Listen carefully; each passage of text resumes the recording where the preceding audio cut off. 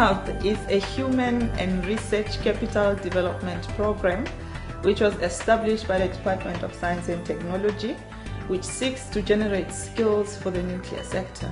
SANHARP is a very unique program that was established by the Department of Science and Technology as a pipeline program where you basically take students from high school and take them through university and eventually link them up with industry and have them employed. We felt that there was a strong need to bridge the wedge or the gap between the needs of industry with what universities actually supply. South Africa sits in a position where SANHARP plays the most crucial role of us starting to train our people. SANHARP has a very unique pipeline model, which is the one thing that assists us in achieving our objectives. We have the bursary program, we have the schools outreach project, we have the centers of excellence, we have communities of practice, we have research chairs, and we have the Nuclear Hub website. When I saw the results of children actually taken and put on this program from grade 8, and you look at their matric results and how it varied over the years, it's a dramatic improvement, and it shows that there is hope in this country for training and developing, but we need to create the opportunities such as these to develop our young.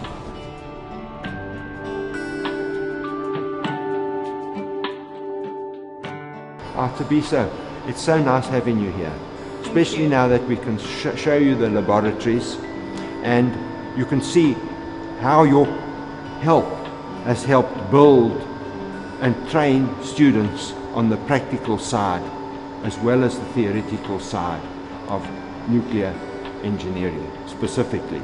The students that we have are to a very large extent supported financially by SANHARP through their bursaries, and we're very grateful that SANHARP has been helping us, so to allow the students to come here, because it takes a long time. You have to study for up to 4 years to get a PhD, to do the intensive study and understanding, to understand how these materials work before you can actually manipulate them and actually achieve something that's valuable. It looks like we have a very similar vision, Stellenbosch University and SANHARP, because we also have various programs that are focusing on developing skills in the field of science, mathematics and engineering or technology. I am absolutely thrilled that SANHARP is able to help our kids. We are a very small school in Khayelitsha, focusing on subjects such as mathematics, physical science and information technology. We at SANHARP believe that collaborations and partnerships are very key to the success of our program. Hence, we continuously explore means and ways of collaborating with other institutions and academic institutions, simply to understand what are the skills requirements for the sectors that we serve. The collaboration efforts that we attempt to create assist our students with building a knowledge base where they can tap into should they encounter challenges in their career lives. Hence the introduction of the SANHARP Postgraduate Conference.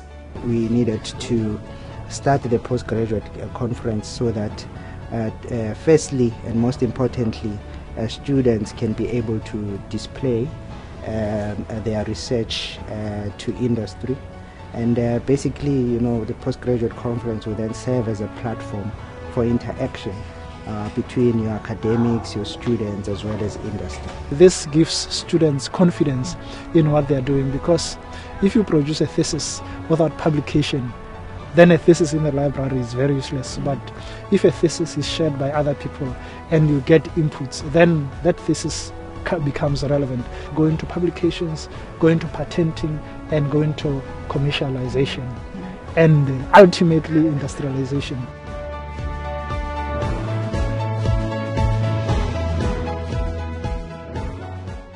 I think we can only plead to other government departments and industries to support these kind of partnerships financially, and maybe even join in to the partnership to ensure that we really have a huge impact in changing the lives of these young learners, and have a future for them. And also I think this will benefit the country, because this is a pool of skills that we will all be tapping from. The integration across all government departments, from Department of Education all the way up to Department of Higher Education, Department of Science and Technology, Department of Trade and Industry, and the Department of Energy, bringing in National Treasury as well, to create a pipeline of skills from school level all the way out of university. The spirit of continuity of the SANHARP is a must. So to ensure that the market will have enough skilled youngsters, not only at the operational level, but at the technology level, at the engineering level, to cover the full umbrella. We need such a kind of programs with the SANHARP. But our problem is we don't have enough money for students to study chemistry, nanoscience, material science, nuclear physics, any of that. And particularly for the masters and doctoral. What little money we get is too little to live on. Government needs to push it up and funders need to push it up, because you're dealing with people who are becoming world class, but the money's not enough. So we need bursary money for postgraduate study. And I'm on my writing up of my thesis, getting my PhD next year.